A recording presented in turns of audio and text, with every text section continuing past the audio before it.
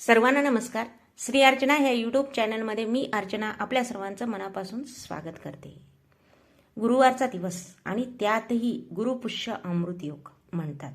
वर्षात काही दिवस असे असतात जे भाग्याचे दरवाजे उघडतात आणि त्यापैकी सर्वात शुभ मानला जातो हा गुरुपुष्य अमृत गुरुवार. या दिवशी केलेली खरेदी, सुरू केलेले काम, केलेली पूजा अर्चना सर्व काही अक्षय फल देणारी मानली जाते. म्हणूनच अनेक लोक या दिवसाची आतुरतेने वाट पाहतात. पण हा गुरुपुष्य अमृत योग नेमका काय आहे आणि त्याचं इतकं महत्त्व का मानलं जातं, चला सविस्तर जाणून घेऊया.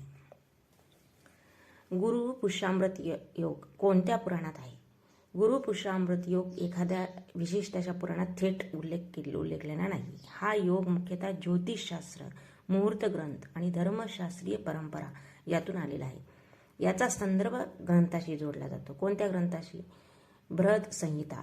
वराह मिहिर यांनी मुहूर्त आणि नक्षत्राचे महत्त्व सांगितलेले आहे. मुहूर्त चिंतामणी याच्यामध्ये शुभ योग आणि खरेदीसाठी योग्य दिवस सांगितलेला आहे. धर्मसिंधू शुभ तिथी नक्षत्राचे वर्णन केले आहे. निर्णय सिंधूमध्ये धार्मिक कार्यासाठी शुभ संयोग सांगितलेला आहे. पुष्य नक्षत्राबद्दल पुराणामध्ये महत्त्व सांगितलेले आहे. पुष्य नक्षत्राला नक्षत्राचा राजा असं मानले जातं आणि ते समृद्धी आणि वाढ दर्शवते.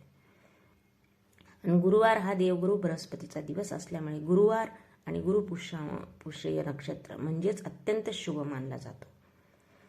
गुरुपुष्यामृत योग म्हणजे काय? गुरुवार आणि पुष्य नक्षत्र यांचा योग म्हणजे गुरुवारी गुरुपुष्य योग म्हणजे गुरुवारी जो येतो त्याला गुरुपुष्यामृत योग म्हणतात. म्हणजे त्या दिवशी गुरुवार असलेला. गुरुवार हा देवगुरु बृहस्पतीचा दिवस मानला जातो. पुष्य नक्षत्र सर्व नक्षत्रामध्ये अत्यंत शुभ मानलेले आहे. म्हणजे गुरुवारी जे पुष्य नक्षत्र येतं गुरुवारी, तर त्या दिवशी गुरुपुष्यामृत योग मानला जातो. या दोन म्हणजे पुष्य नक्षत्र आणि गुरुवार या दोन योगाचा संगम झाला की तयार होतो गुरुपुष्यामृत योग. हा योग संपत्ती, यश, प्रगती, शुभ कार्यासाठी अत्यंत मंगल मानला जातो. असं मानलं जातं की या दिवशी सुरू केलेलं कोणतेही काम दीर्घकाळ टिकतं. घर खरेदी, वाहन खरेदी, सोने चांदी खरेदी, नवीन व्यवसाय सुरू करणे यासाठी हा दिवस विशेष शुभ मानला जातो. काही जण या दिवशी काय करतात? नवीन दागिने, भांडी, कपडे व घरातील आवश्यक वस्तू पण घेतात. कारण या दिवशी घेतलेली वस्तू वाढ आणि समृद्धीचं प्रतीक मानलं जातं. धार्मिक दृष्टिकोनातून या दिवसाचे विशेष महत्त्व आहे. या दिवशी गुरु बृहस्पती आणि माता लक्ष्मीची पूजा अर्चना केली जाते. पिवळा रंग गुरुला प्रिय मानला जातो, त्यामुळे या दिवशी पिवळे फुले, हळद, चना डाळ, केळी अर्पण केली जातात. ओम बृहस्पती नमः या मंत्राचा जप केल्याने काय होते? ज्ञान, धन, सौभाग्य प्राप्ती होते असंही मानलं जातं. अनेक ठिकाणी या दिवशी दान करण्याची सुद्धा परंपरा आहे. कशाचं दान करायचं? गरजूंना पिवळे कपडे, चना डाळ, हळद किंवा गुळदान, केळी, पिवळा कलर ज्याच्यामध्ये आहे तो दान केला जातो शक्यतो. दान केल्यानं काय होतं की गुरुची कृपा मिळते, जीवनातील अडथळे दूर होतात असं मानलं जातं. गुरुपुष्यामृत गुरुवारी लक्ष्मी पूजन अर्चन केल्याने काय होते? विशेष लाभ सुद्धा होतात असं सांगितलेलं आहे. संध्याकाळी घर स्वच्छ करून दीप लावावा म्हणजे समई लावावी. धूप, दीप, नैवेद्य. काही ठिकाणी तर लक्ष्मी माता आणि कुबेर यांची सुद्धा पूजा अर्चना केली जाते.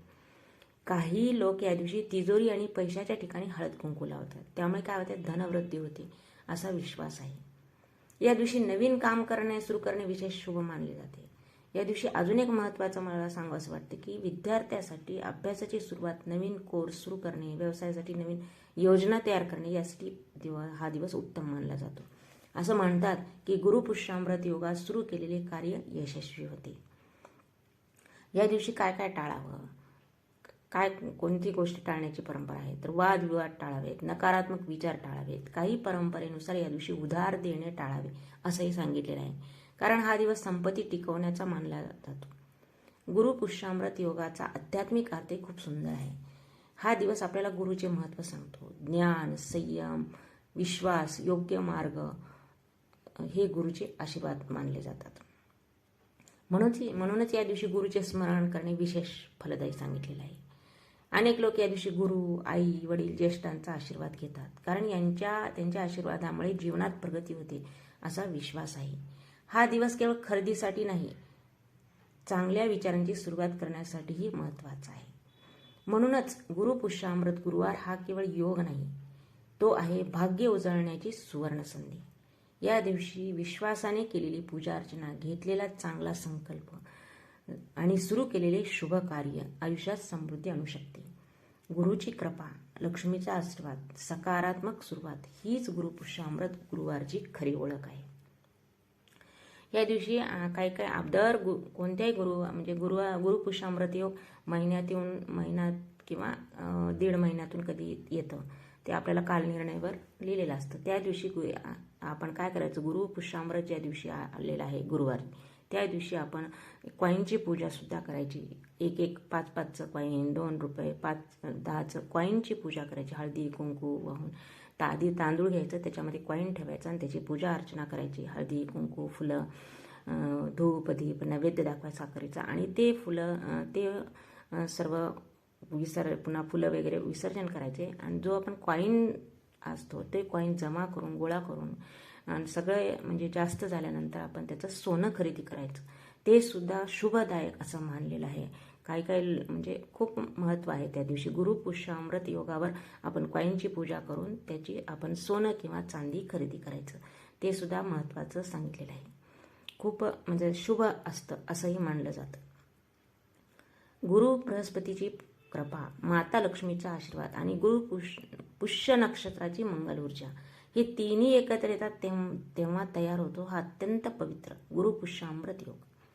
या दिवशी तुम्ही छोटीशी पूजा अर्चना केली, घरात दीप लावला, गुरुचा जप केला किंवा एखादे चांगले काम सुरू केले तरीही ते अक्षय फल देणारे मानले जाते. म्हणून हा दिवस खरेदीसाठी नाही, तो आहे चांगल्या विचारांची सुरुवात करण्यासाठी आहे, नवीन स्वप्न पाहण्यासाठी आहे आणि जीवनात सकारात्मक बदल घडवण्यासाठी आहे.